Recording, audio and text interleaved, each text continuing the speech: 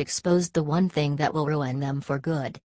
Believe it or not, but CNN's never-ending, criminally biased witch hunt of President Trump will finally be coming to an end. CNN executives have officially and explicitly directed their investigative team to stop looking into any and all potential ties between the Trump administration and Russia. This, of course, falls in line with the series of high-profile reporting errors that led to the resignation of 3 journalists in June. But CNN really crossed the line with a desperate attempt to connect former Trump advisor Anthony Scaramucci to a Russian investment bank under Senate sanctions. This outlandish report was eventually removed from CNN's website after the network admitted it could not stand by the information. CNN's president, Jeffrey A. Zucker, led an investigation into why the story was released and found that Pulitzer finalist Thomas Frank had published the accusations against the advice of CNN's legal team. The investigation also revealed that key aspects of Frank's reporting were based on a single source. That source, however, was far from concrete and offered undependable information, a fact Frank purposely kept from his colleagues. It is a huge relief to have this ridiculous witch hunt finally put to bed. The question now is, will CNN accept defeat and leave President Trump alone to do his job? I'd hope so, especially since our commander-in-chief predicted this would happen since the beginning. He has always criticized CNN for offering biased coverage, and little more biased than changing facts to support your own personal narrative. Even the network admitted the piece did not meet CNN's editorial standards. Hopefully this massive victory will be a lesson for the rest of biased media. President Trump is here to do a job and no amount of unfounded lying will stop the train. This country needs people who will print the truth, despite any personal feelings attached to a story. The American people deserve it, and so does our president. Let's share this huge win with the world so real Americans can stand up and cheer. Sources: dailycaller.com.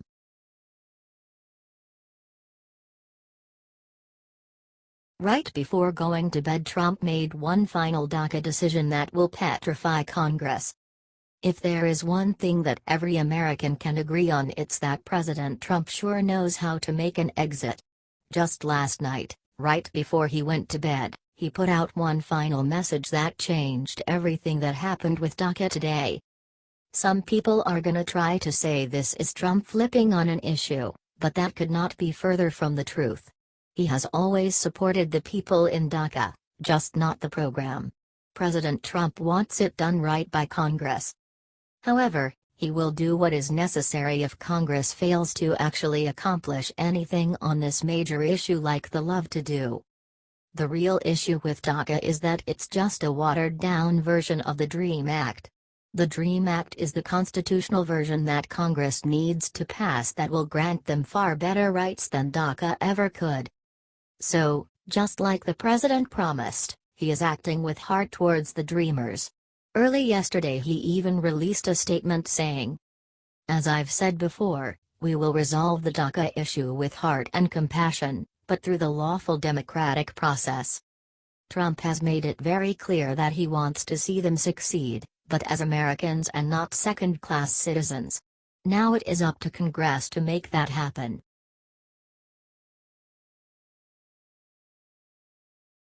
What Hillary Clinton just did to Bernie Sanders will ruin the Dems in 2020. Just when the Democrats think they are on the right path, Hillary Clinton marches back in and does what she always does: screw it all up. Now, for God knows what reason, she has chosen to go after Bernie Sanders almost a full year after the Democrat primaries. But honestly, y'all, that's not even the best part. She actually blamed Bernie for the nickname Crooked Hillary. Seriously, you cannot make this kinda stuff up if you tried. In a promotion for her crazy new book about losing the election, Hillary said, "When I finally challenged Bernie during a debate to name a single time I changed a position or a vote because of a financial contribution, he couldn't come up with anything," Clinton noted. Nonetheless, his attacks caused lasting damage, making it harder to unify progressives in the general election and paving the way for Trump's Crooked Hillary. But the kooky old lady didn't stop there. Clearly, she wants to see the Democrats torn entirely in half. How else can anyone explain her saying that Bernie's only goal was to ruin the Democrat Party? I appreciated that he campaigned for me in the general election. But he isn't a Democrat. That's not a smear, that's what he says, Clinton continued. He didn't get into the race to make sure a Democrat won the White House, he got in to disrupt the Democratic Party. Look, I just gotta say it. The real reason she hated Bernie Sanders was not his disruption, it was because he challenged her assumed presidency. Honestly, I feel like we all owe Hillary a big thank you after this. She said her piece, let's help her share it out to all Republicans and, soon to be former, Democrats and let them all see what the Democrat Party has become.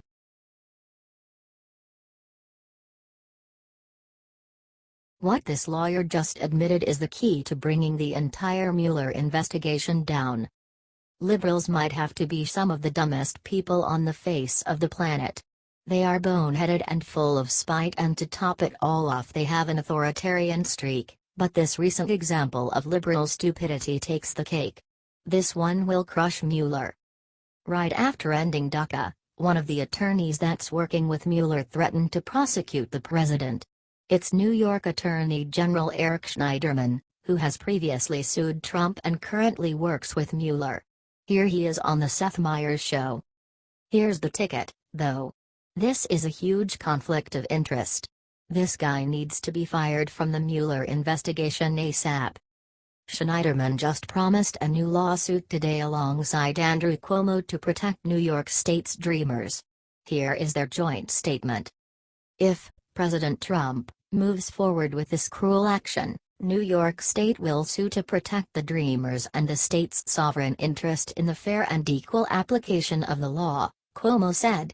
Ending this policy represents an assault on the values that built this state and this nation.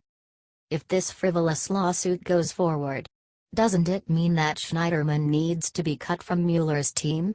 He can't be suing the president and investigating him. Share this absolutely everywhere, patriots. There hasn't been a peep of it on the media. Let's get this guy fired from the team so that he cannot take down our president.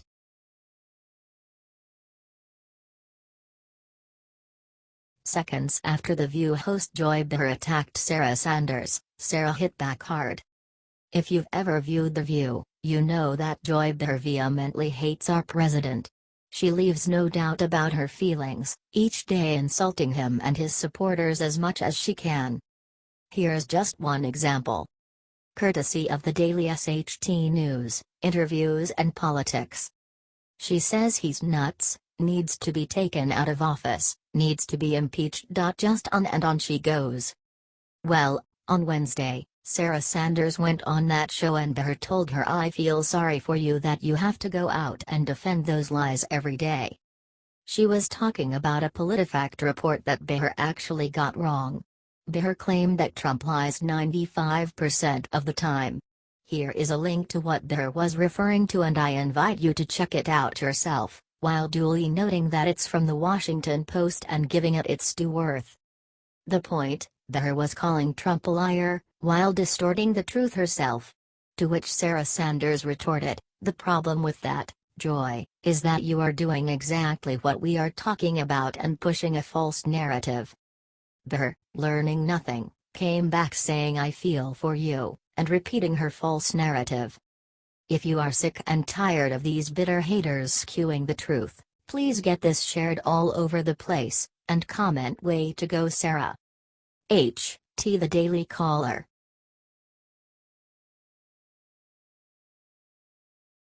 Ivanka just did what nobody expected inside the Oval Office, leaving Congress stupefied.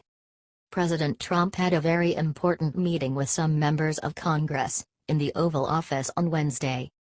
We all know, Trump is very close with his family, especially his children. And most especially, his daughter, Ivanka. So it should not have come as a surprise to anyone, when she entered the Oval Office on Wednesday, during the meeting between her father and those congressional leaders. They were meeting to discuss a plan to increase the debt ceiling, prevent a government shutdown and pass a spending package offering aid to victims of Tropical Storm Harvey. This is very important stuff, for sure. Ivanka came in near the end of the meeting and, reportedly, some members of Congress became quite annoyed. This is, according to some reporters who learned the information from an aide who allegedly had knowledge of the meeting. Sounds like a reputable source of information, right?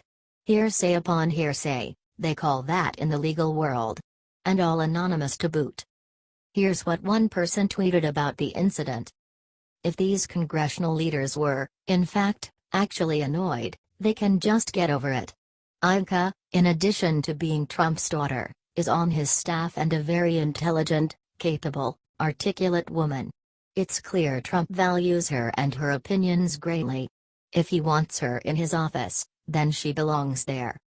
If you agree, please comment "We love you Ivanka" and share so much she sees it. H. T. The Hill,